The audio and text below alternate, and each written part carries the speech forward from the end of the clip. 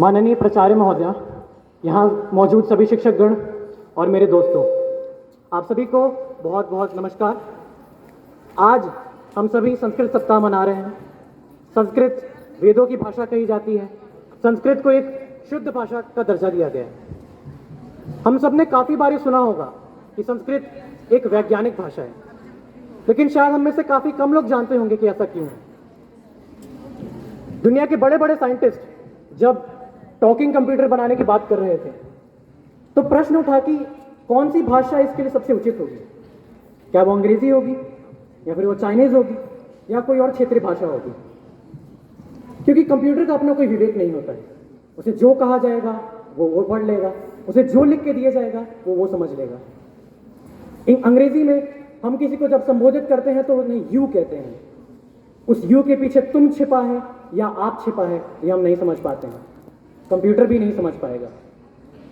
विश्व की तमाम भाषाओं की समीक्षा के बाद अंत में यही निष्कर्ष निकला कि इन सभी उपयोगों के लिए सबसे उपयुक्त भाषा कोई है तो वो है संस्कृत। और ये मैं गर्व से कह सकता हूं कि हमारी लौकिक भाषा ही दुनिया की सबसे वैज्ञानिक भाषा है। अब आप मुझसे पूछेंगे कि ऐसा क्यों है। आज कुछ उदाहरणों से मैं आपको बताना चाहूंगा कि ये भाषा इतनी महत्वपूर्ण क्यों है और इसे वैज्ञानिक दर्जा क्यों दिया गया। रामायण में जब श्री राम लंकेश के ऊपर विजय पाने के लिए लंका की ओर जा रहे थे तो रास्ते में वो भगवान शिव की आराधना करते हैं। और यहां पर ध्यान देने वाली बात यह है कि दूसरी ओर रावण भी भगवान शिव की आराधना करता है, जिसे शिव तांडव स्तोत्रम के नाम से हम सब जानते हैं। उसके बोल हैं, जटातवि गलत जल प्रवाह पावित स्थले गले वलंबे लंबिताम भुजंग तंग मालिकाम। ये शब्द रावण ने लिखे हैं, लेकिन इसी समय राम भी स्तुति कर रहे थे। उन्होंने कहा था, नमामि शमीशान निर्वाण रूपम विभुम व्यापकम ब्रह्म देव स्वरूपम। कितनी अनूठी बात है। जब हम दोनों स्तुतियों को सुनते हैं तो हमें साफ अंतर पता चलता है कि कौन सी स्तुति राम की होगी, कौन सी रावण की। तो यह दर्शाता है कि संस्कृत का शब्द भंडार इतना बड़ा है कि रचनाकार अपने चरित्रानुसार शब्दों को चुन सकता है। एक और उदाहरण देता हूं। संस्कृत के एक बहुत ही मशहूर रचनाकार रहे हैं दंडी। उनकी एक बहुत मशहूर रचना है जिसके बारे में हम सबने सुना होगा, दश कुमार चरितम। उसमें 10 राजकुमारों के बारे में अलग अलग कहानियां लिखी गई हैं। उसमें से एक कहानी है राजकुमार विश्रुत की। बताया गया है कि वो एक बार जंगल में शिकार खेलने जाते हैं और उनके निचले होठ पर एक तीर लग जाता है। आप भी समझते होंगे, निचले होठ पे जब तीर लग जाएगा तो मनुष्य के लिए बोलना बहुत मुश्किल हो जाता है। और वो कौन सा वर्ग है जो हम नहीं बोल पाते हैं? प वर्ग। प, फ, ब, भ, म। इन सभी अक्षरों को बोलने के लिए हमें अपने दोनों होठों को मेल करना पड़ता है। यह कहानी इस प्रसंग के बाद कई पन्नों तक चलती है, लेकिन इसमें एक बार भी दंडी ने प वर्ग का उपयोग नहीं किया है। हम अपनी आम बोलचाल की भाषा में भी देख सकते हैं कितना मुश्किल होगा अगर हम प वर्ग के सारे अक्षरों को हटा दें। क्या बोलना हमारे लिए सुगम रहेगा? संस्कृत भाषा की यही एक खूबी है। शब्द भंडार इतना बड़ा है कि आप एक वर्ग भी हटा दें तब भी आपके पास शब्दों की कभी कमी नहीं पड़ेगी। मेरे पास उदाहरण कम नहीं पड़ते हैं। मैं एक और उदाहरण बताऊंगा आपको।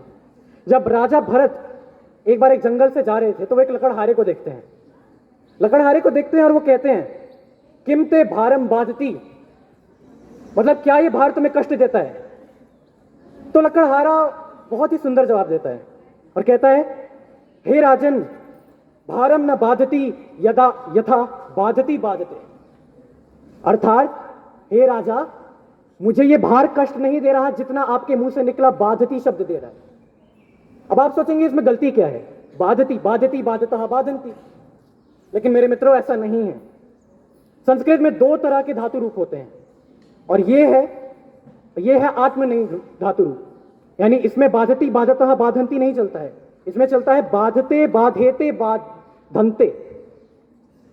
ये बात एक लकड़हारे ने राजा भोज को बताई। यह भी दिखाता है कि एक समय पर संस्कृत आम जनमानस की बोली थी। एक लकड़हारा, जिसे हम मानते हैं एक अनपढ़ व्यक्ति है, उसे भी संस्कृत का इतना अथाह ज्ञान था। अतः आज हमारे पास यह जिम्मेदारी आ गई है कि जिस तरह विश्व स्तर पर संस्कृत को इतनी पहचान मिल रही है, हम हमारे देश के अंदर भी हमें सुनिश्चित करें कि प्रत्येक व्यक्ति संस्कृत के प्रति साक्षर बने। वो सिर्फ संस्कृत को एक विषय ना माने, एक विरासत माने। वो समझे कि वेदों, उपनिषदों और न जाने कितने ही महत्वपूर्ण ग्रंथों को संस्कृत में क्यों लिखा गया है। इन वेदों और ग्रंथों में अथाह ज्ञान भरा है, लेकिन वो हम तक पहुंच नहीं पाता क्योंकि वो संस्कृत में है।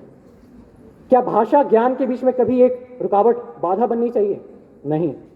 जो ज्ञान हम तक पहुंचा भी है वो पूर्ण रूप से सत्य नहीं है, क्योंकि उन ग्रंथों को अभी हमने पढ़ा नहीं।